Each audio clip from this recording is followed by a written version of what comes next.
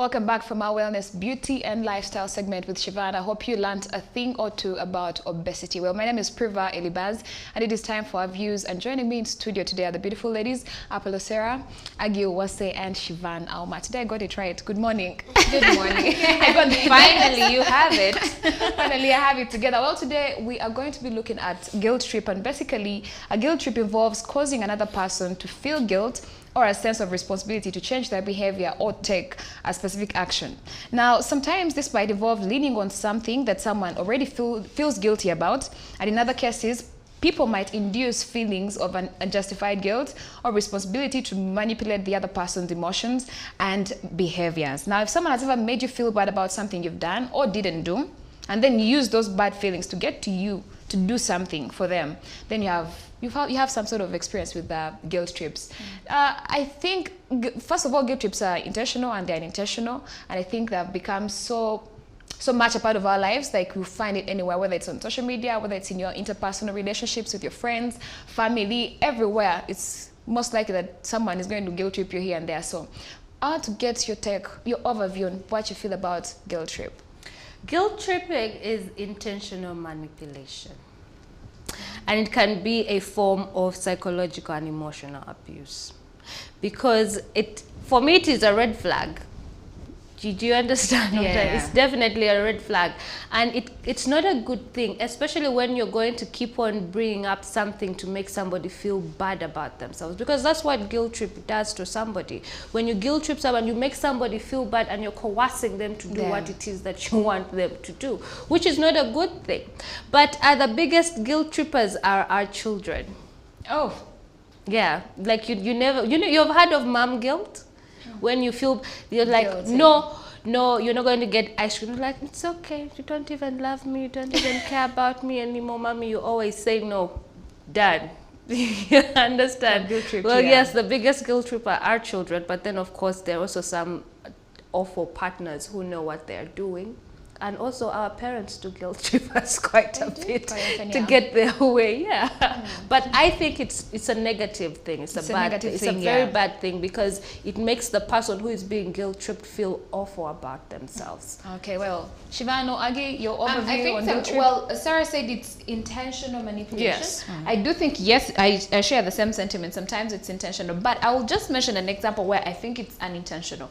If, say, your parent has been waking up every morning, working really hard, that they're going through a hard time to try and make sure, like, you know, food on the table, tuition, everything, you have it. So this one moment, especially if you're at school and maybe you're a bad behaved child and they're calling them over and over again to school, you know, to discipline you and, you know, all those things. Yeah. And they may not say anything to guilt trip you into thinking that they are actually doing a lot for you, while on the other end, you're taking it for granted. But they may say it from the point of, I want you to reform. I want you to understand why you should be doing the right thing. Not because they're guilt tripping you into, you know, now behaving the right way, but because that is what it should be. Moral behavior, so yes, moral behavior. It's actually intention, especially for people who are very passive aggressive. They don't know how to, you know, put, if someone has done something wrong to you, you don't want to talk about it, and you just try to, you know, guilt trip them, you know, bring in the passive aggressive behavior. There it's very intentional, because you know exactly what you are doing. But on the other hand, some people may just do it and maybe they never realize that they're actually guilt tripping anyone. I think there's a very thin line between having an honest or being sincere and guilt tripping. It depends on how you say it, because if you say it in a way like you're never here anyway, you're guilt tripping someone. Or if, say for instance, a parent is like, do you know how much I work hard to give you all the things that you want or you ask for, or to make sure that you never lack?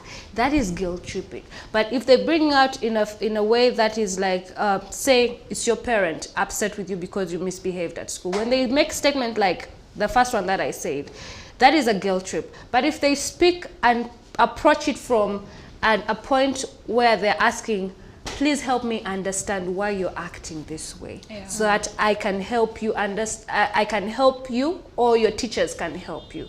That is not guilt tripping. That is a sincere showing concern about your child's behavior. But many times, man, the parents don't know how to talk Talk as well. Well, yes, they'll remind you you how many hours they were in labor, yes. how they stay up, you know, stressing about you. That is all guilt tripping. Yeah. I like to think of guilt tripping as a form or a way of even gaslighting in a way. I don't know if it makes sense. But for me, guilt tripping, like Sarah said, it's a red flag, and it gets worse, especially when it brings out itself in a relationship where you constantly feel that every single time you want to have your own personal opinion, your partner is guilt tripping you. Like the ladies already highlighted, it is very common in parents. You know, parents do these things to us, but we also do it in return. I used to guilt trip my parents all the time. Like, I would keep you and be like, last time you said no, again you have said no, and somehow I would have my way. Yes. But I think it becomes a toxic trait, even while we're looking at, while you might say, you know, well, children do it, but their partners who overdo it. It gets, when you do it continuously in a relationship, it becomes toxic. Something else, but again, when our children continuously do it to us as parents, then we are continuously allowing them to have their way, in a way showing them that whatever you ask for, as long as you know you've put a condition or you've said a statement like, "Mommy, why don't you? I thought you said you love me." Then you're telling them that you can always have your way regardless of what it is. So for me, I think when it becomes a repetition in a relationship and even in a family setting, then it becomes toxic. Because what kind of training are you giving your child if you're continuously going to give in into their desires? And what kind of relationship are you building if your partner is continuously guilt tripping you? Yeah. Well, I think for me, when it comes to guilt trip, it's a very toxic trait, like you put it. It's very toxic, and as people, we've advanced to using it the wrong way. I'll give an example. Like, maybe 1 or 2 times you've gone on your Instagram and you've seen a post like, repost this if you're against like xenophobia or if you're against like child abuse. If you don't, I see you. Like, you understand? I say Jesus has seen. Reminds me back of, you know, the Facebook times back in the day where you'd first read this paragraph, this message that is filled with, you know, so many horror things or bad things, and at the end they're like, forward this to 10 people or something else that's going to happen to you. It's like, you have good intentions. You're trying to, you know, spread Christianity, or you're trying to awareness. Yeah, create awareness against you know, all these other weird things that are happening in our world. But then why guilt trip someone at the end of it all? Like, it doesn't make sense. So this is why I want to ask you guys, what is the impact of guilt trips in our interpersonal relationships, whether it's with family, whether it's with friends, whether it's with work as well, because there's also guilt trip in workspaces as well. I would like to understand what you guys feel are the impacts of guilt trip. Well, it can cause a lot of psychological problems and emotional problems. Then you're going to start having people start feeling inadequate. And also people feeling like they have to do something. Okay, it will put some people in a position where they're now doing things not out of the goodness of their heart, but just to shut somebody up. Shut them up, yeah. Okay. Yeah. And that can slowly actually cause a strain between people's relationships, because then you get tired of it. Because why do you keep on holding all the past wrongs against me? You're like, okay, you're not going to do this. You're not going to come to the party. All right. You never come with me, but you always go out with your friends. It's going to cause a strain. And now it's going to cause people to start drifting apart, and later, you know, end relationships. You're going to end up, if it's at work, you're going to, you know, start avoiding, say, this person or your boss, or it's going to even lead you to, you know, eventually quit your job. Quit your job, yeah. If you're in a relationship, you're going to start avoiding this person. Say if it's a family setting, you're going to start avoiding your parents, you're going to start avoiding your children or your siblings, you're going to just altogether avoid them. If it's your relationship, it's going to just now start building, other things are going to start building, you know, the resentment is going to start building on top of that. So I think for me, the two biggest issues is that can cause a lot of psychological and emotional damage to somebody. It can also break somebody's self-esteem. Oh, yeah. Yeah, because when somebody just keeps on just bringing back all the awful things that you've been doing, now you feel manipulated and coerced into doing things that you don't want. And the third one, it can just, you know, cause tension and strain in people's relationships. So, the one thing about guilt tripping is that it never allows you to have a mind of your own.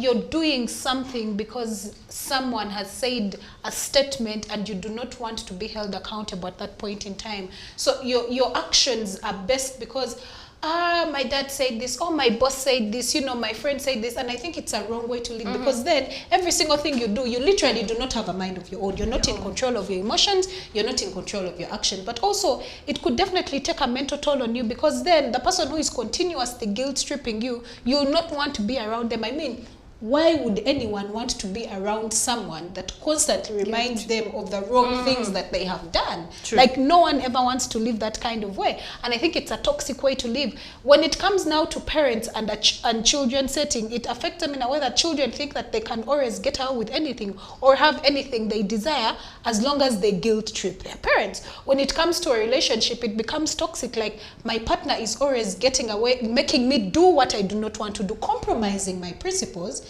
because he or she is guilt tripping me. So for me, one is low self-esteem. The other is definitely, it would take a mental toll, like it would definitely affect your mental health.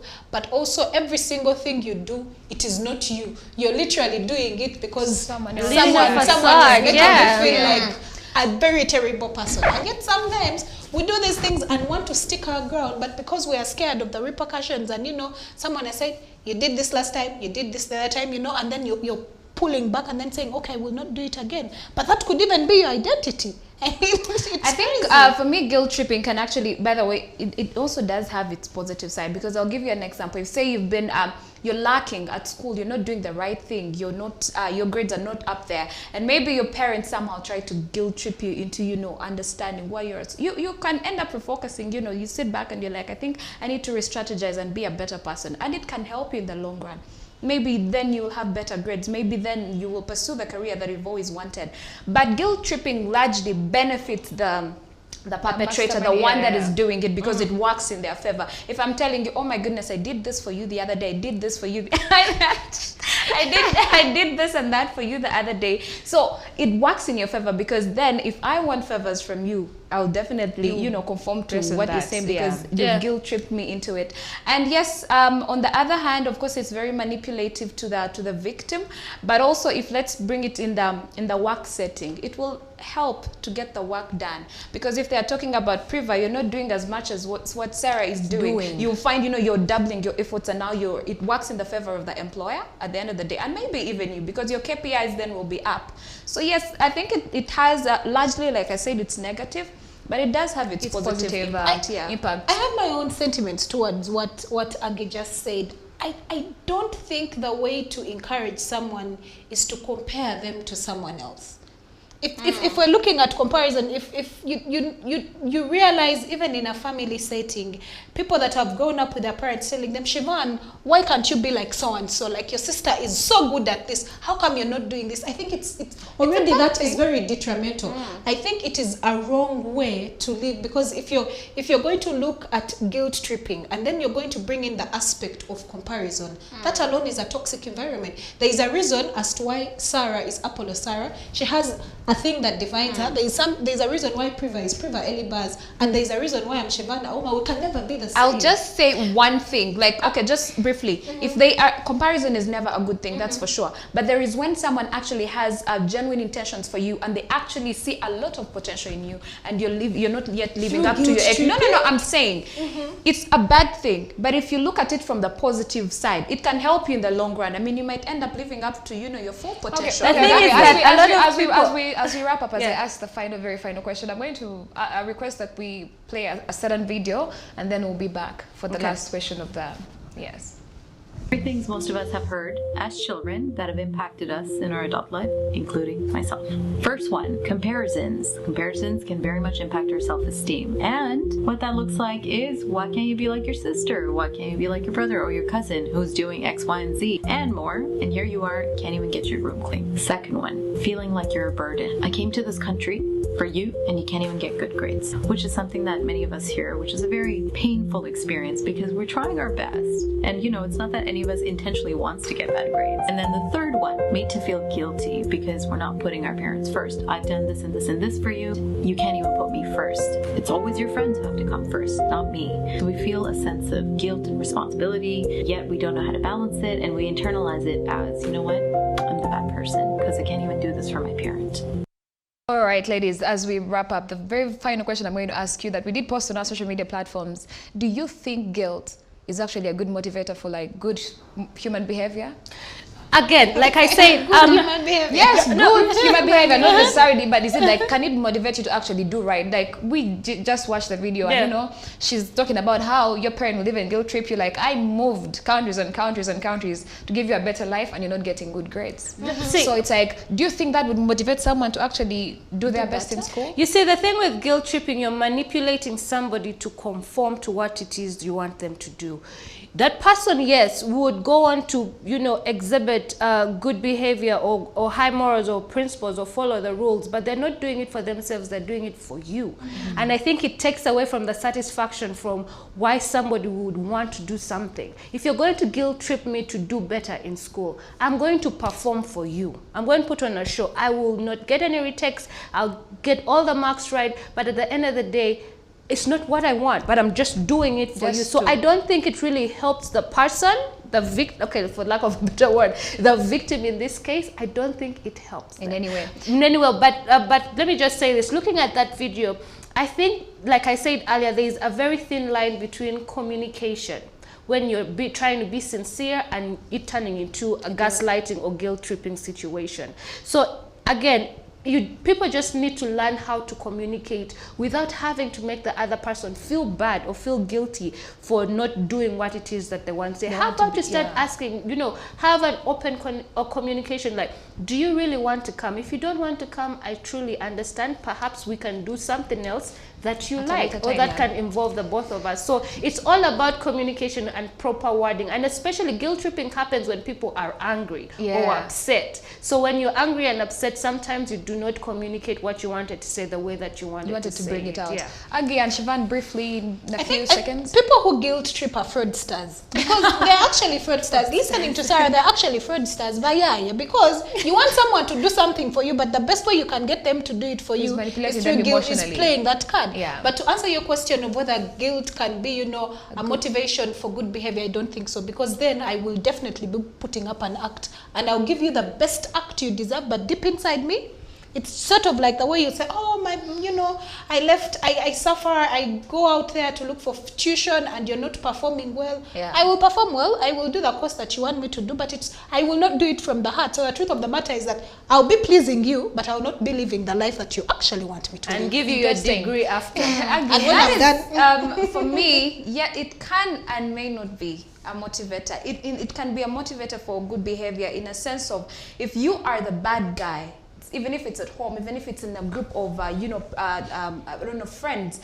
everyone else is doing things well and you are not, and you know, they try. Well, it's not a good thing to guilt trip people, but I'm saying it can help you at least to sit back and you're like, why is everyone picking on me? Why am I being the bad guy in the picture? And before you know it, you may actually start, you know, acting differently or being a better person.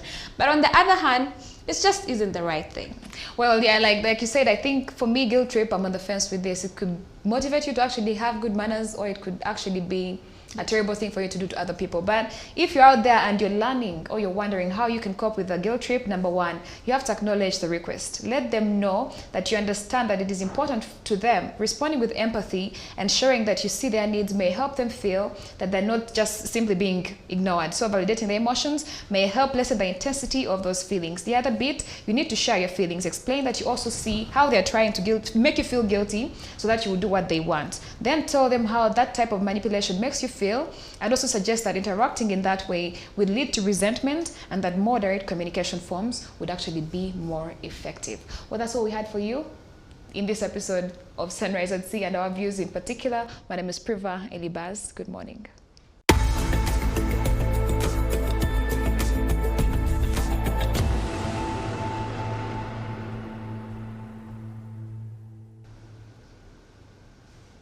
Well, I hope you had a wonderful time with us right here on the show. I hope you enjoyed this episode of Sunrise at Sea. As promised, the ladies and I always promise to keep you informed, entertained, and happy, and that's exactly what we did. So please connect with us across all social media handles, or rather platforms, and that is at CTV Uganda. And you can also follow us on our individual handles if you want to continue this conversation. And we would like to even hear if you have any questions or curious about any topic or subject, or are going through whatever it is that you are going through, we would be more than glad to give you our advice right here on the segment of Our Views. Well, until tomorrow, my name is Apollo Sarah from The Ladies and I. Have an amazing day. Be blessed. Follow SOPs. It's a new month. You have the opportunity to start all over again. All right, this is your new opportunity to take on the world, and don't dim your shine for anybody this week. All right, until tomorrow. Exactly. All right, tomorrow same time, same place, from 7 a.m. to 9 a.m. Be blessed.